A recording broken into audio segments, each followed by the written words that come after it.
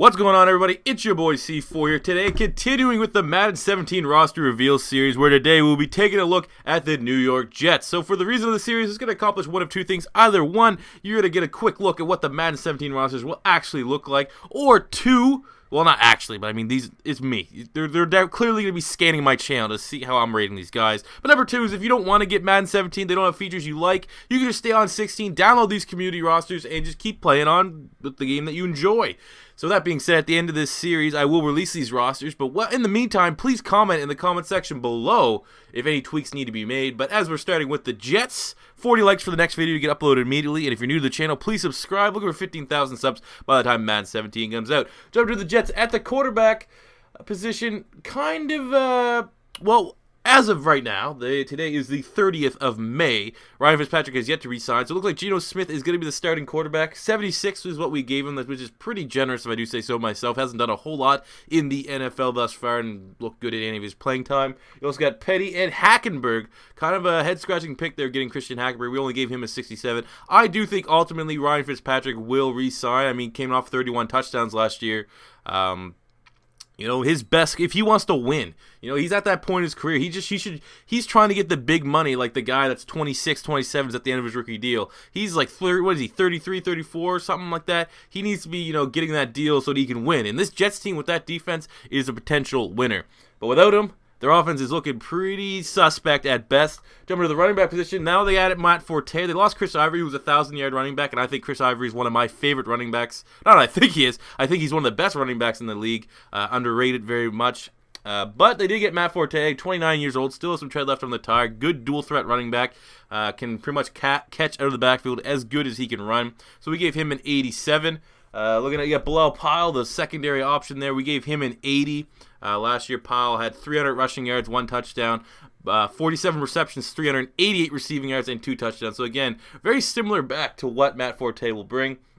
We also got Zach Stacy and Kiri Robinson. So I mean, if you assume that Matt Forte has not really begun to slow down, I mean, last year he had some injuries and stuff like that. You know, this running back core is pretty solid all from top to bottom.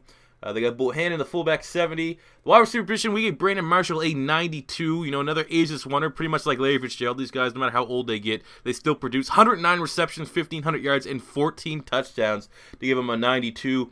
I don't know if I should have gave him something higher. I mean, I gave, what do you call it? I'm pretty sure I gave Larry a nice rating. Maybe that could bump up a little bit. Maybe I give Brandon Marshall a 94. 94, 95. I think I give Larry Fitzgerald a 95. What do you guys think? Should I bump this up a couple? Let me know in the comment section below. We give Eric Decker a 89. He had 80 receptions, 1,000 yards, and 12 touchdowns. I think that's actually a pretty fair rating. And then they got Devin Smith, their second-round draft pick from last year, with a 72. At the tight end position, we got Jace Amaro with a 76. Last year, what did he do? I don't think he did a whole lot. Don't think he did a whole lot. He's not even here on my stats. Did he even get a catch? I remember he was pretty highly recruited and respected tight end in college, but that is what it is. Jumping to the offensive line, they got Ryan Clady, they got from the Denver Broncos, 83 overall. They got left guard James Carpenter, who we gave an 84 overall. At center, Nick Mangold, one of the best centers in the NFL, an 88. Right guard Brian Winters, 72. And right tackle Bruno Giacomini, a 70. So, I mean, one side of that offensive line is very, very good. The other side, not so much. But overall, we'll give them a slightly above average offensive line. Jumping to the defensive side, I think Muhammad Wilkerson, we gave him a 94. Again, his contract situation is a little murky. There's been rumors that they're going to trade him. There's been rumors that, you know, he's not going to show up till he gets his long-term deal. But as of now, he's still on the roster, and he's an absolute monster. 12 sacks last year, over 60 total tackles, so a 94 for a guy that's just entering his prime. He's going to get paid somewhere, be it in New York, be it somewhere else. Right defensive end, Sheldon Richardson, Mr. I like to drive fast with kids in the car. We gave him a 90 overall.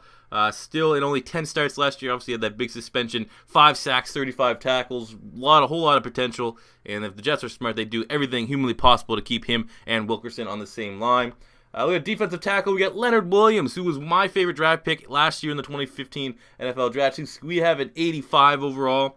He only started 10 games. Where are we at? He started all 15 games. Like I said, he's just classified as a defensive tackle, but I mean, all those guys are somewhat rotational, I guess. Because they do play 3-4 nose tackle. He's not. He's a little too small to be a nose tackle. We just made him so you guys can, you can adjust the packages how you want. But I said 85 overall for him.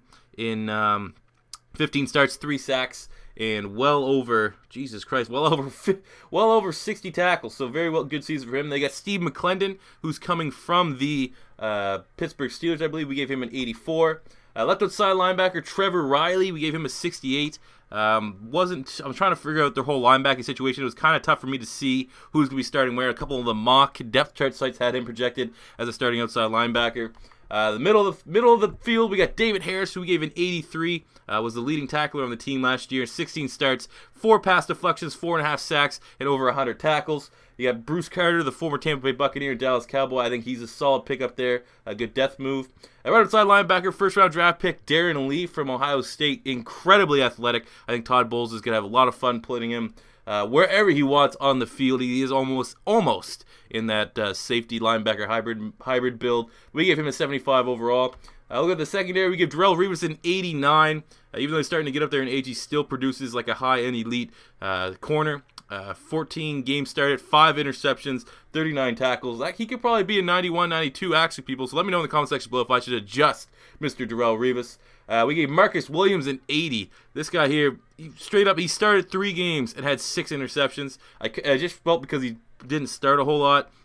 In the last roster review, I think he was still like a 72 or something like that. I was like, all right, something's a little right here. But because he hasn't played a whole lot, I felt it'd be kind of 6 picks. Yeah, but you only started 3 games, buddy. You made the most of your opportunity, but should that be rewarded with a super high Madden rating? I don't know. We gave him an 80. Again, that could definitely be up for debate and be adjusted. And we gave Buster Screen a 77.